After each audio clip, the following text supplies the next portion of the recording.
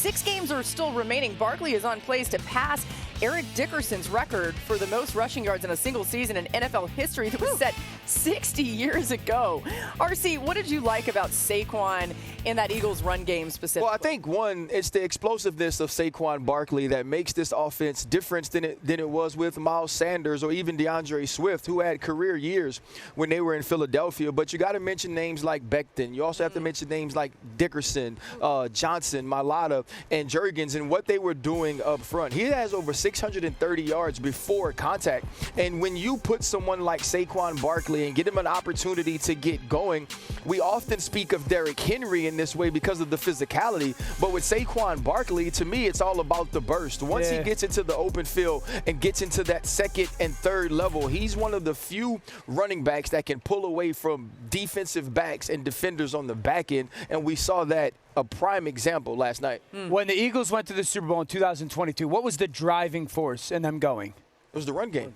This offensive line is starting to look like that unit from 2022, because the main thing that they did was just change the line of scrimmage. Like those double teams would displace the line of scrimmage, and you're starting to see that be the main thing that they're doing. The left side, that defensive tackle starts to be 2-3 yards down the field. Cam Jurgens is consistently climbing up to those backers, and Becton right now is just bullying people. And so on 3rd and 3, Saquon only gets 5, 6, 7 yards, but they stay consistent to it. Look at the push. That is a new line of scrimmage for that offensive line. And Becton, again, getting up to second-level defenders, in many ways bullying them. Watch out. I think that's what happens is Saquon's vision has improved so much since he came over from the Giants. That safety's going to insert in. He's tempting him or baiting him to get in there, and now he gets out on the perimeter. That was one of the things that I wanted to see when they signed Saquon, was if this offensive line performed the way that it did, would his vision get a little bit better? His vision now is not only taking advantage of blocks, but watch how he leaves Cubby out here for that corner. Night. I think the combination of this offensive line looking like the 2022 one and Saquon's vision just getting so much better, it's a threat in the run game right now. Your vision can get better when you stop getting punched in the eyeballs. Stop getting hit behind the line of scrimmage. For real. Go ahead. Sorry. You guys remember when Kevin Durant joined the Warriors in 2016? Yeah. That's how I feel watching this run game. Basketball, I'm just saying, it's like what happens if you take something that's already great and then add someone who's unbelievable. It's an incredible combination for all the reasons you guys. I mean, Ryan, you talked about the yards before contact. Last night alone, 213 yards before Saquon was contacted. Some of that is because of his vision. A lot of it is because of this offensive line. And then you add on top of that a back who seems to hit a different gear when he gets to the open field. He's so explosive. Look, to spin this forward a little bit, because there's going to be a lot of conversation this offseason about what the Eagles did when they signed Saquon. My takeaway isn't that every team should pay, top dollar for a great running back.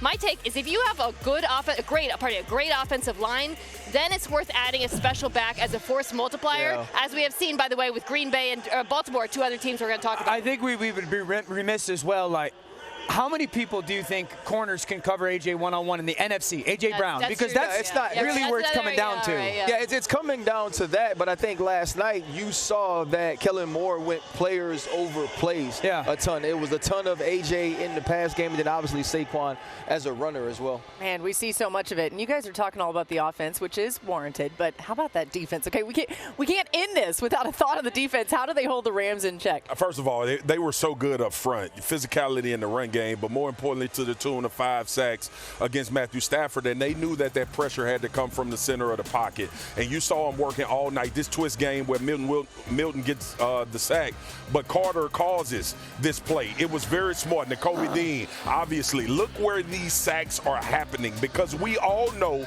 in Matthew Stafford, if you give him opportunities in the center of that pocket and to play on time, he will carve any defense up in the league. You could see a concerted effort to make sure that there was no step up. They wanted him to roll. They wanted him to get outside the structure in order to try to make plays and extend plays. I saw 2 games this week where the rush plan took over the football game. We're going to get to one later. I feel like the offense and defense are kind of similar in Philly. I think the number one question you always have to ask or start with, again, on the offense, how do we cover A.J.? And then I think as an offensive person, how do we block Jalen Carter? I think everybody on that defense is playing really well on their front, but in main parts because Jalen is commanding a double team run or pass. I know we talked about real quick, we talked about the psychological part with Philly last year when they were falling off a cliff. D.O., R.C., M.K., and Laura, they back to being physical. Bro. Yeah. Like it's littered all over the tape. And I'm not just talking about in the line of scrimmage. Wide receivers are containing blocks. Yeah. Like everybody feels like they're back to that 2 years ago. They're playing a little bit of bully ball again. A little bully ball, and that's their identity. Yep. You can see the confidence that's bred from that. Dan, as you look at this 49ers team, is the season over for them? I mean, for them, yes, because this season wasn't about just getting into the dance or trying to win the division. Right. This is a team that's been the NFC title game 3 out of 4 years that lost essentially or exactly on the last play of the game last year in the Super Bowl. So it was, can they go win it again? And it looks, because of the injuries, because of really the crux is the poor offensive line play. That's really been the issue. Again, Brandon Ayuk not being there, the McCaffrey time missed, Hargrave on the defensive front, Bosa not being there yesterday, no doubt.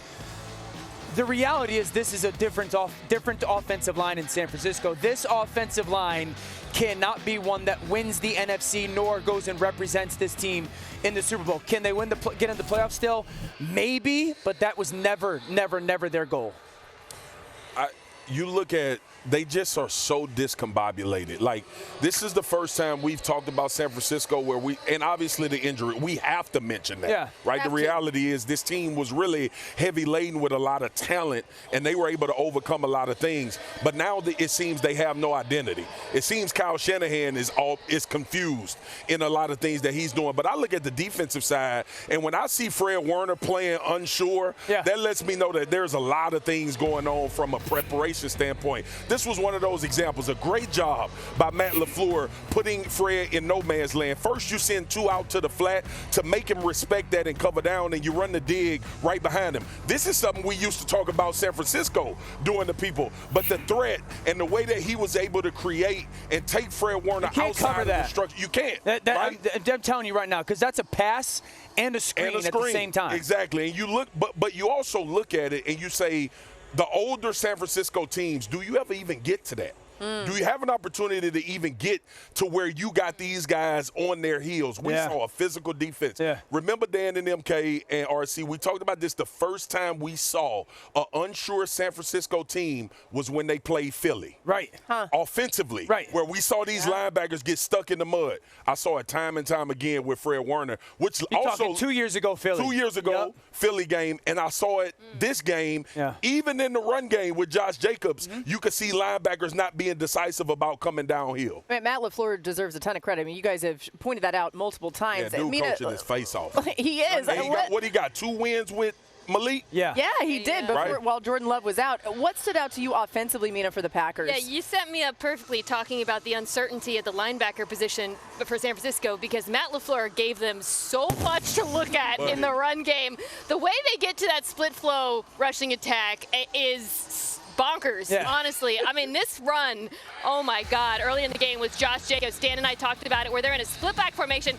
That's Reed in the backfield, and when you slow down, you can see Reed, the fake to Reed, which is, by the way, that little spinning fake that they started doing with Malik Willis. It pulls not only the linebackers, but the blitzing DB there, and then Jacobs takes that little step, boom, and then Tucker does the motion. Tucker Kraft comes back across the motion for the block, and you get 18 yards wide open rushing lane. There's so much creativity on the ground right now with the Packers, and I feel like it's almost been lost in the shuffle a little bit because of what the Eagles and Lions are doing in the run game, but I would put this rushing attack up there with any in the NFL right now. And in that same drive, a couple of plays after the one Mina just showed you, they put Josh Jacobs in motion, and they were in pony personnel with another back in the backfield, and they ran a follow or an ISO that was also split flow. So they've done so much. To me, the Green Bay Packers are now the 49ers Midwest. Amen. Right? When we used to watch all the creativity of that offense, you think about that first drive, you have a play where we see Jaden Reed come out of the backfield when he catches a wheel route down the sideline. There's a Tucker Kraft screen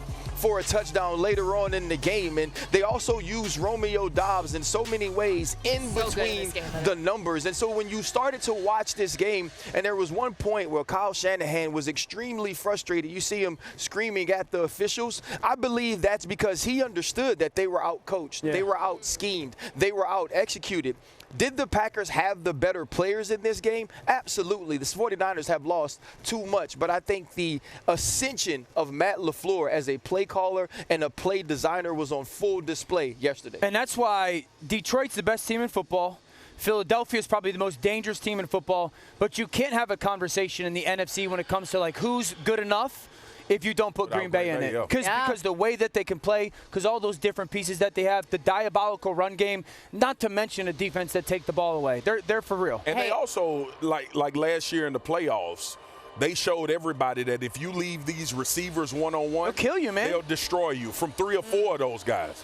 I mentioned that the 49ers have this extremely difficult schedule the rest of the way. They take on the Bills in Buffalo for Week 13. Buffalo's won 8 straight home games dating back to last season. That's not a whole lot of fun.